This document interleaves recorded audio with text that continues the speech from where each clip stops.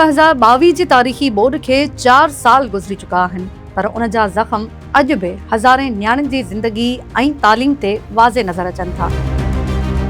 सरकारी अंग केतिरनि स्कूलनि खे बहाल ज़ाहिर कनि था, पर ज़मीनी हक़ीक़त इहा आहे त केतिरा ई स्कूल अञा बि छतनि, फर्नीचर, उस्तादनि ऐं बुनियादी सहूलियतुनि खां महरूम आहिनि, जॾहिं त हज़ारे न्याणियूं ख़ामोशी सां तालीम छॾे वयूं आहिनि। मातबर ख़ाबरू इदारे डॉन ते हिकु मज़मून में इन गंभीर मामले जी निशानदही कई वई आहे। मीरपुर ख़ास जी समाजी कारकुन ख़ानज़ादी कपरी ॿुधाए थी त संदसि ॻोठ में छोकिरियुनि जो स्कूल बोर्ड खां पोइ काग़ज़नि ते त बहाल थी वियो, पर महीननि ताईं न उस्ताद मौजूद हुआ, न कुझु कमरनि जूं छितियूं मुकमल हुयूं ऐं न ई 12 सालनि खां मथे उमिरि जूं छोकिरियूं स्कूल वापसि आयूं।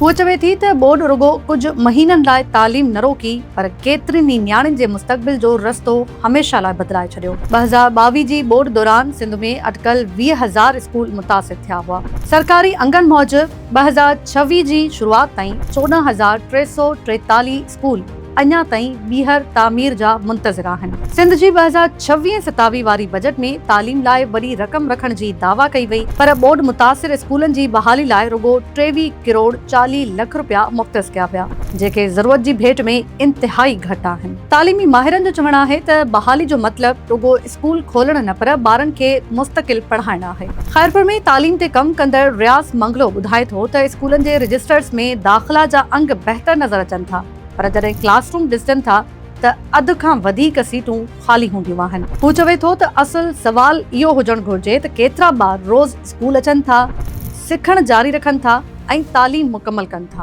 बोर्ड खां पोइ केतिरनि ई न्याणियुनि लाइ तालीम जारी रखणु वधीक ॾुखियो बणिजी वियो।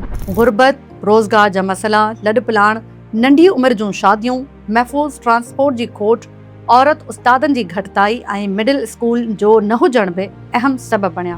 केतिरनि ॻोठनि में 5 दर्जे खां पोइ छोकिरियुनि लाइ वेझो को स्कूल ई मौजूदु न आहे, जंहिं करे वालिदेन खेनि वधीक पढ़ाइण खां लवाइनि था।